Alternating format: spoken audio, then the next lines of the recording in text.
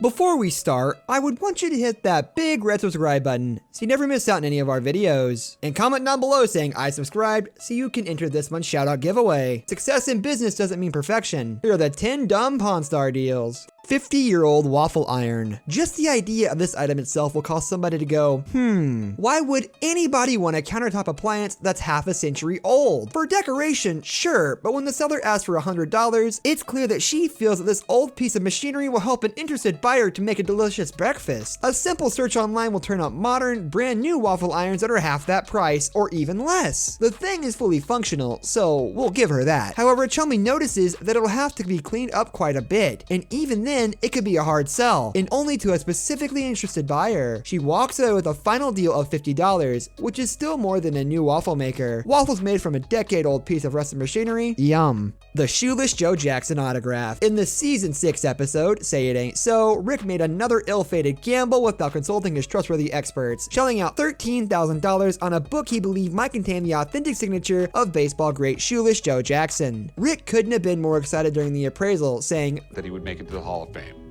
This is absolutely incredible, and speculating that it might be the rarest sports signature period, because Jackson was illiterate. But despite the seller's questionable certificate of authenticity and Rick's own reservations, as he admitted, of all the sports signatures in the world, this is the one most fake. He bought it anyway. After hearing from Rebecca, his book expert, that the signature was likely a fake, Rick then sent it out to another authenticator who reiterated the bad news. Not only was it a forgery, it was a laughably bad one. The Willie Mays uniform. In an in-depth tracking of what happened to the uniform post Pawn Stars, the blog Hall of Shame discovered that not only did they fail to retail it at a ridiculous asking price of $80,000, but they only ended up getting $19,200 for it at an auction around 2 years later. And it gets worse. After reaching out to Dave Grob, the senior uniform authenticator at Mears, Hall of Shame reported that the uniform was never worn in a game by Mays, because it never even belonged to Mays. Well, mixed emotions. There was the sentimental attachment. But I think my uncle would be impressed at the price that it actually achieved. I think he'd be very proud of it. It was a Spalding salesman sample with minimal value, estimated to be worth around $2,000 to $3,000. Of course, that technically means Corey didn't get as ripped off as he could have, since he still unloaded it for just a shy $20,000. But we seriously doubt he's happy with how that deal went down. The Wells Fargo Strongbox. In a 5th season episode called Corey's Big Play, Rick made the unusual mistake of buying something he was unsure of before he had it authenticated. He dropped $450 on what he believed to be a 19th century Wells Fargo Strongbox, only to have his hopes of a profit shot down by experts and show regular Mark the Beard of Knowledge Hall Patton, who called the box a complete fantasy piece. Hall Patton twisted the knife a little more, saying it's one of the most faked items out there. The seller also brought the box in stuffed with 2 ball and chain sets he thought were artifacts from the Yuma and Folsom prisons. It's a well-made box, there's no question about that. But it ain't a $450 box. I thought it was fake to start with.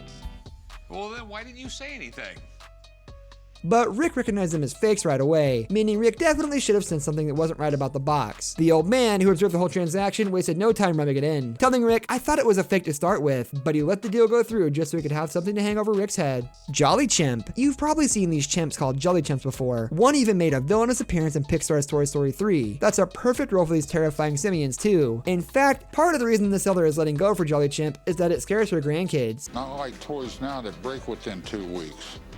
Does it still work? Oh yeah, it works really good. One look at it with its blood-red gums, maniacal grimace, and bulging crimson eyes, and it's no wonder why. She manages to walk into the shop at the right time, however, because Old Man has a soft spot for vintage toys. He never turns down an opportunity to wax nostalgic for his younger days, playing with wind-up gizmos. In a shocking turn of events, Old Man actually goes above her asking price of $100 and offers her $150. She managed to pass off a nightmarish primate and make a clean profit in the process. Antique duck press. Now this thing is just flat out strange. The first question from Chumley is, what's a duck press? A normal inquiry to no doubt. So what is a duck press? It's essentially a juicer for duck carcasses. Yep, you put in a dead duck, the device mashes it down into a pulp, and out comes all the blood and guts. The idea is not exactly appetizing, but the device itself is incredibly ornate, and there's an even stranger reason why. This process was meant to be performed at a restaurant tableside in front of guests. Who would want to see that before their meal? Chumley offers $1,500 for the thing, and the seller actually passes. Where in the world is this man going to get more than $1,500 for what's basically a poultry juicer from a bygone era? He should have taken the money and ran.